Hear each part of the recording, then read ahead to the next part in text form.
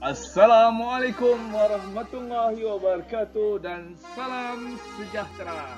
Jumpa lagi dalam channel Abu Bazli. InsyaAllah pada kali ini kita akan bersiaran tentang jom kenali pisau-pisau dapur. Arios. Ya, seterusnya pada kali ini insyaAllah sebelum kita kenal tentang jenis-jenis pisau yang sering berada di dapur para suri-suri rumah, para kepari. Okey, para suri-suri rumah, pertama sekali kita perlu kenal apakah yang kita nak maksudkan pada kali ini, pada channel kali ini, apakah itu pisau dapur. Pisau dapur yang dimaksudkan dalam siaran kali ini adalah pisau yang selalu ada di dapur dan sering digunakan oleh suri rumah. Dan ada kalanya bagi kebanyakan suri rumah tidak tahu akan fungsi pisau-pisau tersebut. Oops, maaf. Pada kali ini kita hanya membicarakan tentang pisau bagi level yang biasa saja. Dan siaran ini tidak akan mengkongsi mana-mana jenis pisau. Ya, pasti tuan-tuan dan perempuan akan tanya tentang ketajaman pisau. Pada kali ini, siaran kali ini kita tidak akan membicarakan tentang ketajaman pisau. Sebab apa? Saya sendiri pun tak tahu macam mana saya nak buatkan pisau tu jadi tajam. Sebab saya belum belajar lagi.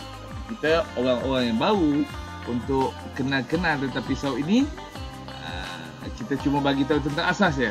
Siaran kali ini tidak akan membicarakan tentang ketajaman pisau. Tapi sebagai asas ketajaman, biasanya ketajaman pisau bergantung pada material pembuatan sesuatu pisau. Ketajaman bergantung pada kualiti material pisau.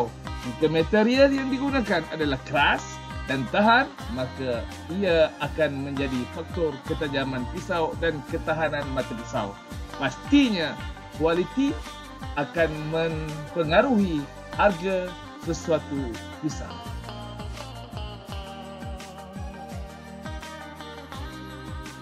Ya, tuan-tuan. Seterusnya, biasa kita menghadapi situasi seperti ini ataupun sama ada tak seperti ini, seakan-akan macam ini. Sebab apa? Kita tak kenal pun jenis-jenis pisau yang selalu kita gunakan. Kadang-kadang bila suami tanya kepada seorang rumah, yang tolong ambilkan pisau chef. Nanti isteri akan jawab, pisau chef, pisau yang mana satu ni? Alah, pisau yang Celesty itulah yang selalu orang guna. Oh, cakap dah tadi. Sebab apa? Situasi seperti ini sering berlaku kerana kita tak tahu pun tentang jenis pisau dan fungsi pisau tersebut. Okey, pada kali ini kita cuba untuk kenal terlebih dahulu. Baik, pisau yang pertama diperkenalkan yang sering berada di dapur para suri-suri rumah di mana jua. Ya, pisau pertama ini dipanggil sebagai pisau chef. Kenapa dipanggil pisau chef? Sebab mungkin chef yang banyak gunakan pisau ini. Okey, jadi pada suri rumah yang bergelar chef, ini adalah pisau chef. Macam mana kita nak kenal pisau chef?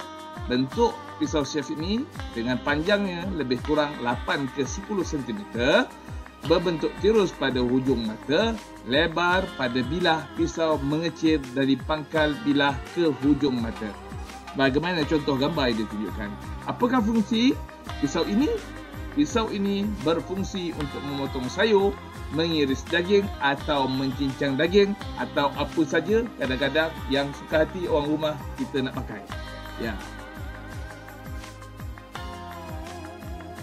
Okey, pisau yang seterusnya adalah pisau Sontoku. Pisau Sontoku ni nama macam ala-ala pisau. Ala-ala pisau Jepun lah, pisau Jepun lah. Tapi fungsi je akan sama dengan pisau chef. Kenapa pisau Sontoku ni? Pisau Sontoku ni dia memang dikhususkan, dikatakan adalah untuk memotong, mengiris dan mencincang. Itu yang dimaksudkan dengan Sontoku. Okey, untuk fungsi pisau ni lah. Kemudiannya dia juga boleh digunakan untuk mengiris daging lah. Kalau bisa kata kita sebelum ni kita dah potong daging tu dalam saiz yang besar-besar, kemudiannya kita mungkin boleh untuk kecilkan saiz daging, potongan daging itu kita boleh menggunakan pisau Sontoku ini. Macam mana bentuk pisau ini? Pisau ni sama sekali, tuan tengok gambar yang saya dah saya dalam video inilah. Okey, tapi pisau ini adalah dengan panjang bilahnya adalah dari lebih kurang 8 ke 10 cm dengan permukaan lebarnya hingga ke hujung, dan sedikit hujung tu jada agak melengkung, kemudian mata pisau je lurus. Berbeza dengan pisau chef, kalau kita tengok hujung mata pisau chef tu dia agak macam tirus sedikit. Itu beza dia. Tapi fungsi dia seakan-akan sama macam pisau chef. Okey. Okey, insya-Allah kita akan pergi ke pisau yang seterusnya. Okey, baik. Pisau yang ini pula digelarkan sebagai pisau cleaver ataupun pisau pemotong daging. Bentuk pisau ni dengan panjang bilahnya lebih kurang 8 ke 10 cm. Lebar bilah sekata hingga ke hujung. Cumanya dari segi saiz lebar bilahnya lebih kurang 5 ke 4 ke 5 cm lah, 4 ke 5 cm. Kita tengok dia punya permukaan bilah ini dia agak lebar. Dia agak lebar berbanding dengan pisau-pisau lain. Kemudiannya pisau ini berbentuk segi empat, terdapat lubang pada hujung belakang bilah dan mata pisau yang lurus hingga ke hujung. Kerana kita tak tengok dia melengkung ataupun dia tirus, dia akan lurus hingga ke hujung mata pisau ini. Okey, manakala fungsinya pula, ia berfungsi untuk membelah, memotong tulang seperti tulang ayam, juga boleh digunakan untuk mengiris sayur-sayuran. Kadang-kadang sebagaimana kita tengok skill chef-chef yang biasa kita tengok, permukaan bilah pisau ni sering juga digunakan untuk ketuk bawang. Ketuk bawang putih, serai, dia akan gunakan permukaan lah, bukan mata, dia akan ketuk bawang macam tu. Okey. Pisau ini pula digelar sebagai pisau chopper ataupun sering digunakan, sering digelar juga dengan Chinese chopper. Chopper ni apa dia panggil sebagai pemotong ataupun boleh dikatakan pisau pemotong dengan kaedah menghentak. Okey, Chinese chopper. Tapi kalau kita tengok dari segi bentuk pisau ini, dia seakan-akan macam pisau cleaver. Okey, dengan panjang bilahnya lebih kurang 6 ke 8 cm, saiz lebar bilah lebih kurang 4 ke 5 cm, berbentuk segi empat tepat dan agak berat. Okey, sebab dia akan menggunakan secara kaedah chopper ataupun menghentak, seakan-akan menghentak sikitlah. Okey, dia agak berat. Beza dia dengan meat cleaver, pemotong daging, pisau pemotong daging yang sebelum ni, yang sebelumnya dia tiada bulat ataupun lubang pada hujung belakang bilahnya. Apakah fungsi pisau ni? Ia berfungsi untuk memotong daging, memotong tulang-tulang kecil pada bahagian daging, terutamanya tulang ayam, dan mengiris sayur-sayuran. Okey. Ini sedikit pengenalan tentang pisau chopper.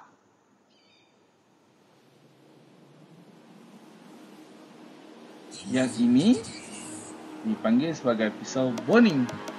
Okey, bentuk pisaunya adalah dengan panjang bilah lebih kurang 8 ke 10 cm. Lebar bilahnya agak ramping dengan lebar 1 ke 1.5 cm, agak ramping. Hujung mata pisaunya yang tirus. Okey. Apakah fungsi pisau ini? Fungsi pisau ini adalah untuk melepaskan daging dari tulangnya, sesuai juga untuk memotong daging dan ikan. Jadi kalau kita tengok, pisau ini sering digunakan untuk memisahkan daging. Okey, memisahkan daging daripada tulang, terutamanya tulang ayam, dipisahkan daging lah. Okey, pisau ini kalau seluruh rumah tak tahu, sering juga dipotong, boleh dibuat untuk potong apa-apa yang dia suka hati nak potong lah. Tapi pisau ini dipanggil sebagai pisau boning. Dia agak panjang, dia agak panjang, bilahnya agak panjang dengan 8 ke 10 cm. 8 ke 10 cm. Okey. dan pisau yang terakhir yang sering berada di dapur suri-suri rumah. Inilah pisau yang penting untuk seorang suri rumah, dipanggil sebagai pisau paring ataupun piler ataupun pisau iris ataupun pisau slicing. Okey. Pisau iris dengan slicing tu sama lah. Okey. Jadi bentuk pisau ni, senang kita cakap pisau kecil lah. Pisau kecil. Dengan panjang pisau ni lebih kurang 3 ke 4 cm sahaja. Mata pisaunya tirus di bahagian hujung dan agak ramping. Apa guna dia? Dia biasa digunakan untuk kupas kulit buah-buahan. Kadang-kadang boleh digunakan juga untuk potong kupas kulit bawang. Dia kepit kan. Memisah kulit makanan laut seperti udang, dan juga boleh juga digunakan untuk mengiris daging-daging untuk mengecilkan saiz potongan. Jadi kalau kita gunakan pisau soroku untuk kecilkan, ini boleh diiris-iris lagi untuk kecilkan lagi dengan menggunakan pisau paring.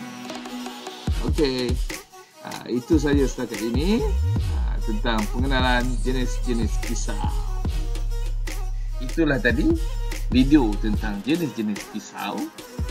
Semoga bermanfaat kepada tuan-tuan dan puan-puan. Sekian saja daripada saya untuk siaran kali ini. Jangan lupa like dan subscribe channel Abu Bazli. Semoga kita bertemu lagi di lain-lain siaran. Assalamualaikum warahmatullahi wabarakatuh. Wabillahi taufiq wal hidayah. Wassalamualaikum warahmatullahi wabarakatuh. Jumpa lagi untuk siaran-siaran yang akan datang. Adios. Ma'assalamah. Wa ilal liqa.